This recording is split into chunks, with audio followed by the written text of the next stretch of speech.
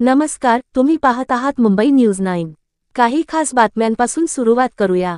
2026च्या मुंबई महानगरपालिका निवडणुकीत संपूर्ण राज्याचे लक्ष असलेल्या सोलापूर महानगरपालिकेच्या जागेचे निकाल जाहीर झाले आहेत। सोलापूर महानगरपालिकेच्या निवडणुकीत भाजपने बहुमत गाठले आहे असे दिसते। संपूर्ण राज्याचे लक्ष सोलापूर महानगरपालिकेच्या प्रभाग 2 वर होते आणि मनसेचे युवा नेते बाळासाहेब सरबदे यांची हत्या झालेल्या या प्रभागात काय होईल हे जाणून घेण्यासाठी सर्वांना उत्सुकता होती। या प्रभागात भाजपचे उमेदवार शालन शिंदे होते आणि भाजपचे आमदार विजयकुमार देशमुख यांचे पुत्र किरण देशमुख यांनी ही निवडणूक लढवली।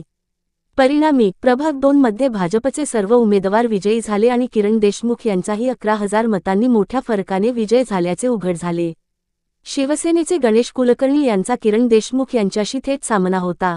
लक्षात घेण्यासारखे आहे की याच प्रभागातील प्रभाग 2 मधील भाजप उमेदवार शालन शिंदे यांना खुनाच्या आरोपाखाली अटक करण्यात आली आहे आणि त्याच प्रभागात मनसे नेते बाळासाहेब सरबदे यांचीही हत्या करण्यात आली आहे।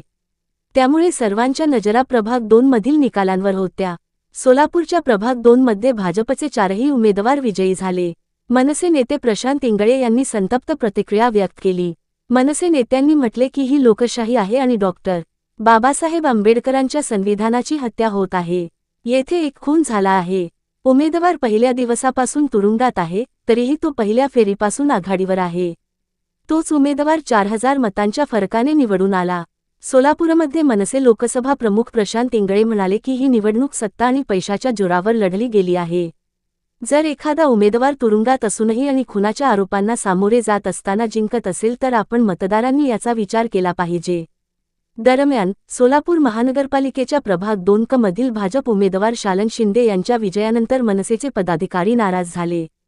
सध्या एवढेच। अशाच प्रकारच्या बातम्यांसाठी आमच्याशी संपर्कात रहा।